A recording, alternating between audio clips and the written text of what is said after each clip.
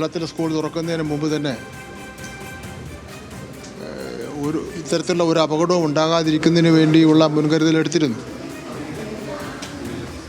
അപ്പോൾ ഇത് ഒരു കെട്ടിടമിടിഞ്ഞ് വീഴുന്ന പോലെ എന്നുള്ള ഒരു പ്രശ്നമല്ല. കേരളത്തിലിപ്പോൾ 14,000-ഓളം വരുന്ന സ്കൂളുകളുണ്ട്. നമ്മളെ സ്കൂൾ തുറക്കുന്നതിന് മുമ്പ് തന്നെ ഓരോ സ്കൂളുകാരും സ്കൂൾ തുറക്കുന്നതിൻ്റെ മുന്നോടിയായി നടത്തേണ്ട പ്രാരംഭ പ്രവർത്തനങ്ങളെ സംബന്ധിച്ചിടത്തോളം സർക്കുലർ കൊടുത്തിരുന്നു. 2-3 പ്രാവശ്യം ഉദ്യോഗസ്ഥന്മാരുടെ യോഗം തന്നെ കൂടിയിരുന്നു.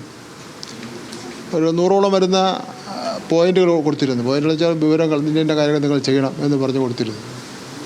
എന്തിനധികം പറയുന്നു, ഒരു ക്ലാസ് അടച്ചിട്ടിരിക്കുന്ന ക്ലാസ്സാണ്. അവിടെ ആ റൂം നന്നായി പരിശോധിക്കണം. കാരണം ഇഴജന്തുക്കൾ റൂമിൻ്റെ മൂലയിൽ ഇരുന്നാൽ അതും അറിയില്ല എന്നൊക്കെ പറഞ്ഞ് പഴയ അനുഭവത്തിൻ്റെ അടിസ്ഥാനത്തിൽ അതെല്ലാം കൊടുത്തിരുന്നതാണ്. സാറിന് ഫിറ്റ്നസ് സർട്ടിഫിക്കറ്റ് ഉണ്ടെങ്കിൽ മാത്രമേ സ്കൂൾ തുറക്കാൻ അനുവാദമുള്ളൂ. ഇവിടെ യഥാർത്ഥത്തിൽ ഒരു വൈദ്യുതി ലൈനിൻ്റെ പ്രശ്നമാണല്ലോ പറയുന്നത്. ആ വൈദ്യുതി ലൈൻ ഉള്ളപ്പോൾ ഫിറ്റ്നസ് സർട്ടിഫിക്കറ്റ് കൊടുക്കാൻ പറ്റില്ല. കാരണം കുട്ടികളവിടെ ഈ മോനിപ്പോൾ അവിടെ കയറിയത് അവൻ്റെ ചെരുപ്പ് മറ്റും എടുക്കാൻ വേണ്ടിയാണ്. എങ്ങനെ അവിടെ ചെരുപ്പ് പോയെന്നുള്ളതൊക്കെ അന്വേഷണ വരേണ്ടതാണ്. അപ്പോൾ എന്തായാലും ഇത് നമുക്ക് വളരെ ദുഃഖകരമായ സംഭവമാണ്. നമുക്ക് ഒരു കാരണവശാലും ഇതിൽ കുറ്റക്കാരെ ഒരു വിട്ടുവീഴ്ചയും ചെയ്യുന്നതിന് വേണ്ടി കഴിയില്ല. വിദ്യാഭ്യാസ ഡയറക്ടറും മറ്റു ഉദ്യോഗസ്ഥന്മാരും അവിടത്തേക്ക് പോയിട്ടുണ്ട്. ഇത് രാഷ്ട്രീയപരമായി മുതലെടുക്കേണ്ട കാര്യമല്ല. ഒരു അപകടമുണ്ടായി.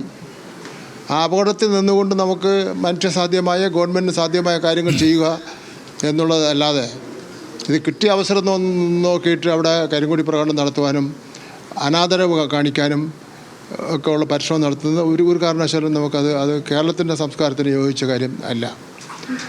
ഇപ്പം ഞാനവിടെ പോകുന്നുണ്ട്, ഞാനവിടെ അങ്ങോട്ട് പോകുന്നുണ്ട്. ഇനി ഇലക്ട്രിസിറ്റി ബോർഡിൻ്റെ റിപ്പോർട്ട് വരാനുണ്ട്. അതേപോലെ തന്നെ സ്കൂളിന് വീഴ്ച പറ്റിയത് കൊണ്ടാണല്ലോ ഇവർ ഈ ഇലക്ട്രിക് ലൈൻ താഴ്ന്നു കിടന്നത്. അല്ലെങ്കിൽ പിന്നെ അവരവിടെ നിന്ന് മാറ്റുന്നതിന് വേണ്ടി ഉള്ള പരിശ്രമം നടത്തണമല്ലോ. എന്തായാലും DGയുടെ വിദ്യാഭ്യാസ ഡയറക്ടർ ഷാനവാസ് IAS അവിടെ ഇപ്പോൾ എത്താറായിട്ടുണ്ട്. അതിൻ്റെ റിപ്പോർട്ട് കിട്ടിയതിന് ശേഷം ഗവൺമെൻറ് എടുക്കേണ്ട നടപടികൾ, വിദ്യാഭ്യാസ വകുപ്പ് എടുക്കേണ്ട നടപടികൾ വിദ്യാഭ്യാസ വകുപ്പ് എടുക്കും. ഇലക്ട്രിസിറ്റി ബോർഡുമായിട്ട് ബന്ധപ്പെട്ടതാണെങ്കിൽ ഇലക്ട്രിസിറ്റി ബോർഡ് എടുക്കേണ്ട നടപടികൾ ഇലക്ട്രിസിറ്റി ബോർഡ് എടുക്കും. മറ്റ് കാര്യങ്ങളെ സംബന്ധിച്ചിടത്തോളം പൊതുവിൽ അന്വേഷണം നടത്തുന്നുണ്ട്.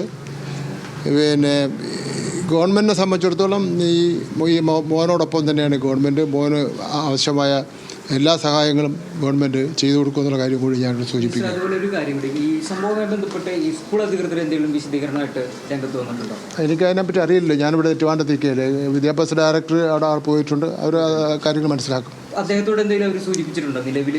സ്കൂൾ അധികൃതരുടെ വിശദീകരണം ഇതിനെ ന്യായീകരിച്ചിട്ടുണ്ടെന്ന് ഒരു സ്കൂൾ അധികൃതരും വിശദീകരണം നടത്താൻ വേണ്ടി നിൽക്കണ്ട. ഈ ഗവൺമെൻറ് സ്കൂളാണെങ്കിൽ ഈ സംഭവവുമായി ബന്ധപ്പെട്ട് അതിൻ്റെ വസ്തുത പറയുക എന്നല്ലാതെ അതിനെ വിശദീകരിച്ചുകൊണ്ടും ന്യായീകരിച്ചുകൊണ്ടൊന്നും ഒരു വിശദീകരണവും ഗവൺമെൻറ്റിന് സ്വീകാര്യമല്ല.